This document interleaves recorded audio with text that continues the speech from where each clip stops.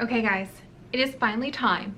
It is time for the great Warrior Cats Re-Read-a-Thon, which is something I just made up because it is about time that I actually finished reading the Warrior Cat series and caught up on all of the storylines, the plots, and the lore of a series that I last read when I was much younger, but has left a lifelong impact on me and has created one of the foundations of so much joy and storytelling and creativity and so much of your guys' creativity within our community. Yeah, it's Warrior Cat. But I kind of want to address something that came up as I was thinking about doing this and sharing the experience over the course of the summer rereading the Warrior Cat series with you guys. And that's the fact that I am no longer a member of the target audience. They rate in Scholastic, who publishes the books, rate it for ages 8 and up. 8 and up is probably okay, but honestly, given some of the content in Warrior Cats, I would probably have bumped that more up into like at least the preteen range, which in my opinion is more around 11, 13, but it just really depends on the reader. So I could totally understand why that would be a difficult thing to pin down, but it is something that as I got into my early 20s and mid 20s, I was like, oh, I probably can't read those anymore. And that's why I ended up bowing out of like arc 3 and onwards. And we'll talk about how much more onwards and backwards and sidewards there are in the Warrior Cats universe now in a minute here. But it really has finally dawned on me, now that I am the ancient age that I am and have gained such worldly experience, that it doesn't matter how old you are to enjoy content that is at least age appropriate for you, because you can always relive some of those precious memories. So for me, a lot of this summer is actually going to be touching in with that wisp of nostalgia that often hits me when summer arrives. So there has always been this touch of nostalgia in my summers that I have loved, and I have never really tried reaching back to the things that I enjoyed when I was younger to really play up that sense of summer. But it hit me, Warrior Cats would be a great way to do that. So for me, as I dive into rereading the Warrior Cat series this summer with you guys, brought along for a bunch of casual read-along and read-a-thon vlogs, it's going to be really fun. We'll do review vlogs later after I have a chance just to react to all of the books. I have a list here of all of the books. There's a lot of them now.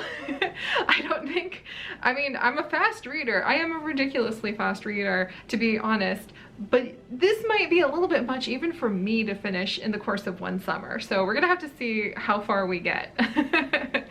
But basically, the goal for me in rereading Warrior Cats this summer is not only to get a good foundation for what the official plots and what the official world lore is in Warrior Cats, so we can take that and we can actually modify it to create a new Warrior Cat series, just like our infamous Sims 3 Warrior Cat series that is still one of the things I am the most proud of, and one of the things that really rooted my sense of being a storyteller into our Pixel Biology channel. So that's one of the reasons I want to reread Warrior Cats. Another reason is just to share the experience with all of you guys who are such big fans, because it is so much fun to share the things that you are passionate and happy about with others.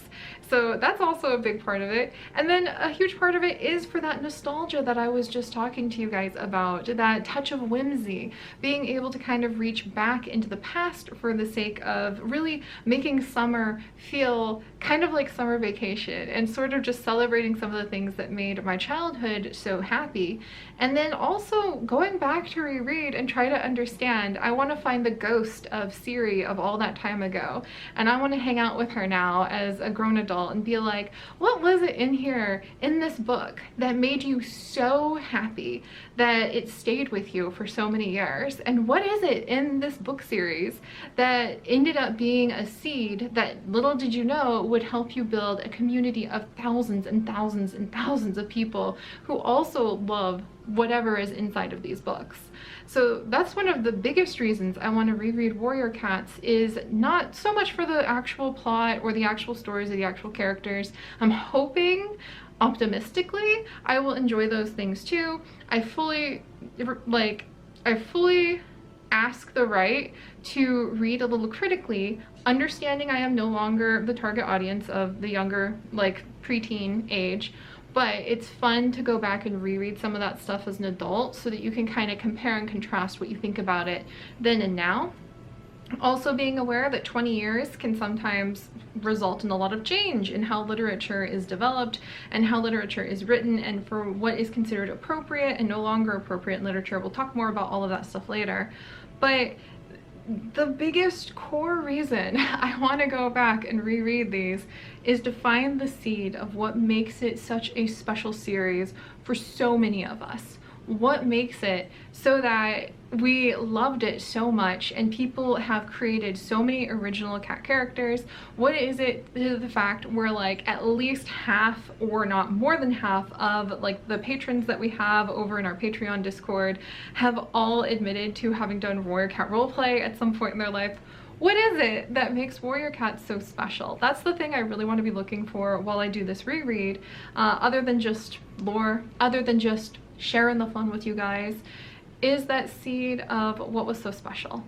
And I highly suspect the answer might just be cats. So with that said, what can you expect from this Warrior Cats reread over the summer? Well, my goal is to try to have at least one video up a week of rereading some of the different books. I plan on going through basically an arc a week is my hope. I am a very fast reader, and so I don't think I thought it wouldn't take me that long, but boy, was I ever surprised when I went ahead and pulled up the ebooks that I have of Into the Wild, which is the very first Warrior Cat series I was familiar with, and I thought, all right, here we go. Cool, I got Into the Wild set up. That's the very first in the Warrior Cats universe. We can just start there. I'll read all of the Into the Wild books, hopefully in a week. I'll do some fun, like casual reading vlogs so that you guys can like see my live reactions to things. It's totally gonna be full of spoilers, but I will try to remember to warn you at the beginning of every video to leave if you haven't like read those books yet. Then I pulled up the chronological list of Warrior Cats. It's huge. It's huge. What happened? Oh my gosh. So it turns out that Into the Wild, which is where I want to start just for the sake of nostalgia, is actually like one of the last series in Warrior Cats. What? So Dawn of the Clans is actually the beginning of the Warrior Cats books, and I need your guys' help. So I want to start at Into the Wild because that's where in like actual writing the book series began. It has a really interesting backstory if you want to do some reading into why the very first books were written. It's really funny because it wasn't like a bolt from the blue. It was like a specific request that had been pitched out to a bunch of authors and editors, and one editor just picked it up and just kind of bounced it around with her friends, and the next thing you know, we have Warrior Cats. But basically I want to start with Into the Wild, but before moving on to the second series, Fire and Ice, I'm wondering if I should go back in time and I should go to the Dawn of the Clans, and that is now listed as the very first of the Warrior Cat books. So I'm wondering if it would be helpful to follow it in the order it was written, or if it would be helpful to follow it in chronological order after I do that first nostalgic Into the Wild arc. I'd love to know your guys' opinions. Because I just want to have the most pleasant reading experience. So I'm not trying to have like, I'm not trying to get a PhD in Warrior Catness. I'm pretty sure all of you guys would like totally kick me to the street with that because you're so much more informed about everything Warrior Cats than I am. But I would just like to have a pleasant reading experience. So I would like to know your guys' opinions on that. And then there's also, so there's over 60 books now. I'm not saying there's a 0% chance I'm going to finish all of those this summer. Oh, and by the way, as a little side note, I read a ton of books, and I'm actually going to be revamping my vlog channel, Series Greenhouse. It's going to get a complete redo, including having a lot more adult fiction, which is the main genre that I read. I love fantasy. I love adult fantasy, and I dabble on occasion in young adult fantasy, but I am so picky about that lately. But I really want to start sharing more of the things that I am passionate about in my vlog channel. So you guys can check that out if you're interested in books that are not just Warrior Cats. But that's not all Well, so yeah, we not only have all of the mainline Warrior Cat books, but we also have a ton of the novellas. We have a whole bunch of the manga. Tiger Star and Sasha have a manga. What? And I don't really know what order to read those in. But it's gonna be really fun, you guys. I'm really looking forward to diving into this, and I really want to just share with you guys kind of my live reactions of like, what, that happened? Especially after last week's video where I shared with you what I thought happened to the Warrior Cats plot, and apparently I was hilariously off in a lot of ways, which is really funny. So it'll be fun to contrast what I thought the plot was and then what the actual Warrior Cats plot is.